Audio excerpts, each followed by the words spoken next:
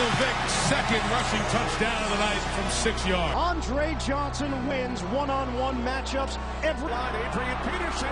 Peterson comes to the outside. He's across midfield. And he's going to take it all. Brady and Branch again for 59. All right, now after, there's the matchups that we like and dislike. Something that's really important, Scotty, that we talk about all the time off camera is always improving your team, whether it's through waivers, doing a research, or trading. Absolutely. What's interesting to me in leagues is a lot of people don't want to trade. They're worried they're going to make a bad trade, or they just like the guys they drafted, or they don't really try to improve their team.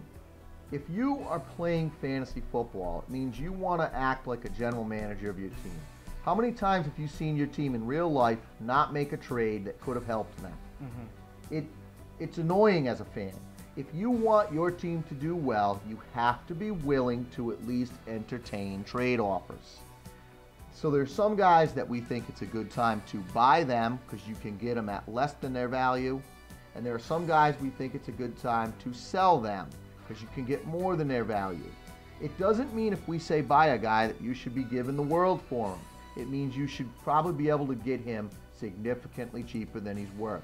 AC, you got any guys like that you think are really good buy candidates? I got a couple, Scotty. It's really important when you trade to buy low and sell high. And it's kind of like how you treat the stock market. You got to treat with trading. If a guy you really are high on has a bad week, that's the week to go get him. And here are some guys I really think you should consider buying. For quarterback first, Scotty, I have Ben Roethlisberger. He easily had one of his worst games against Baltimore. The targets he has out there, I think his value is so low right now.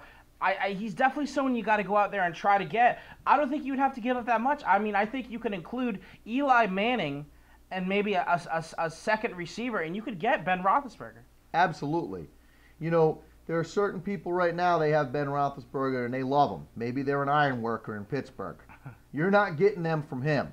But that game was just awful. There will not be 7 turnovers by the Pittsburgh offense every week. Right. Ben's a good guy to grab. I couldn't agree with you more. I mean, there's a couple other guys we really like. A couple of Saints players. There's a wide receiver out there. Now that Marquise is down, he's going to be picking up a lot, and that's Lance Moore. Scott, you have him in one of your leagues. I think he's going to completely eat up Drew Brees' yards, and he's going to be a huge fantasy player that you probably got in the 10th round. Absolutely. I know one guy where I work who has Lance Moore. He's thinking of dropping him because he didn't play the first week. You can get Lance Moore for nothing right now. And I still stand by. He's a high-value guy. He just happened to be hurt week 1. And exactly what Scotty just said. He was hurt week 1, which is why people have him ranked very low. A great guy to get. Everyone's going to think it's Meacham's job. It's him and Henderson. No. I mean, they re-signed Lance Moore for a reason. Yeah, he was hurt week 1. That's why he didn't play. Once he gets in there, he's going to be Drew Brees' first or second option, and that enough should be a reason why you should try to get him. Another guy we really like from the Saints is Mark Ingram, and a lot of people, again, are saying, I thought you hated this guy. I did hate him because I wasn't sure if the Saints were really going to use him. I thought it was Pierre Thomas' show. It's clear they want Ingram, and they're going to use him in the goal line. Green Bay, was a completely powerhouse defense, made Ingram look nothing. This is the week to get Ingram. If you're looking to trade, one of your elite players for like a wide receiver 1 and maybe a running back 2.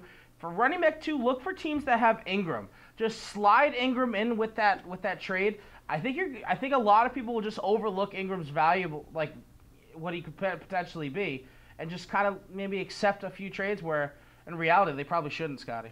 Absolutely, AC. Ingram only had 40 yards, but he had the majority by far of the carries. In the goal line. And the goal line. In a game that New Orleans was behind right away by 14 points. Mm-hmm. Most games, New Orleans is going to be ahead by 14 points easily, and they're going to grind the ball when they get a big lead, and that's going to be Ingram. And those garbage yards are big points for your team. So those are 3 guys I really think you should try to go out and get this week. If you wait till next week and they blow up, and Roethlisberger totally could, it probably won't be as easy to get them. Same with Lance Morris, same with Ingram. So this is really the week to get them. There's also 3 guys that, I feel like their stock is very high right now. If you're looking to trade and you have these guys and you have depth, I think you should consider trading these 3 guys. First, we have from Tennessee, wide receiver Kenny Britt. He's a tremendous talent, don't get me wrong. But I just don't trust Matt Hasselbeck. I just don't trust him. The 1 touchdown Kenny Britt had, Matt Hasselbeck was in trouble. It looked like he was going to get sacked. He did this little flip pass to Kenny Britt, and Kenny Britt just did his thing and took it to the house. I just don't think Matt Hasselbeck is going to be able to find him as well as other capable quarterbacks would. And I think right now, if you're going to trade him, you're going to get a lot for Kenny Britt. I agree, AC, but remember, before you guys out there like Melon Knight freak out on us and tell us that Kenny Britt's a top wide receiver, we're not saying dump him. Exactly.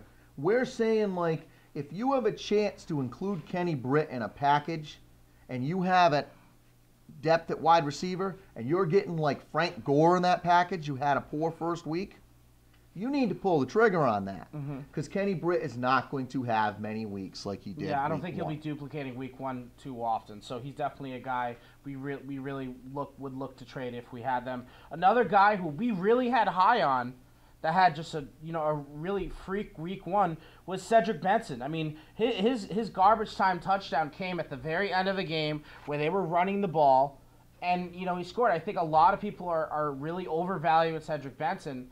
I think he's definitely a player you can get a lot of value for if you include him in a trade. It hurts me to say it, but I agree with the AC. I mean, I personally really like Cedric a lot. How can you not like a guy who's serving jail time and then coming to practice?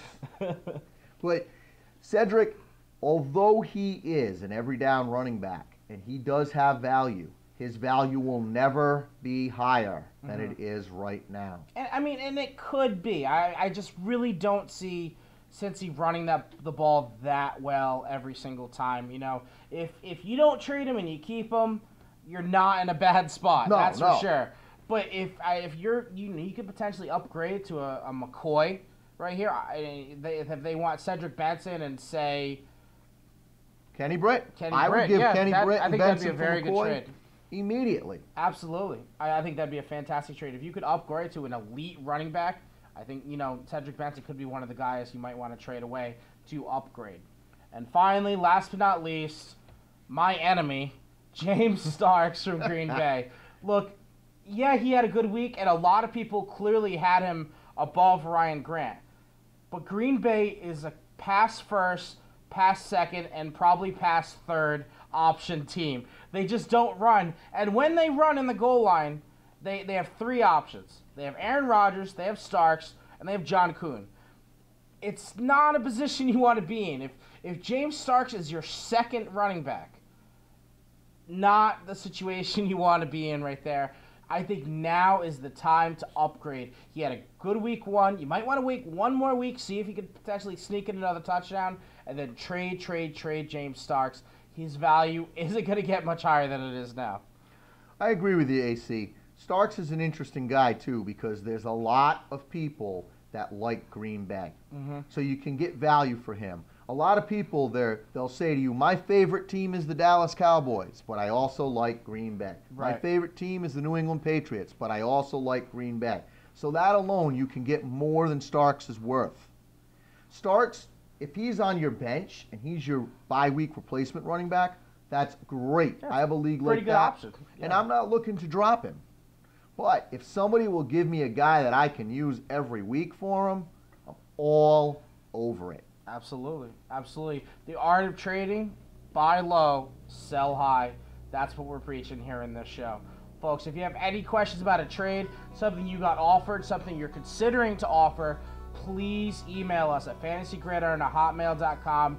Me or Scotty respond to emails very, very quickly. We had a lot of people send in their draft, asking us to give us some draft analysis. We did that for you almost immediately. We're getting a lot of emails. Thank you a lot. Zach Ritchie, thanks for emailing us. Greg Lakeway, thank you for emailing us. Appreciate you guys a lot. Continue watching the show and continue emailing us, because we really do appreciate the emails, and we want to get you some feedback right away. I hope next week when we see you, you're 2-0, just like I am. Absolutely. I'm the Big AC. This is Scotty Fortune, and good luck on the Fantasy Gridiron.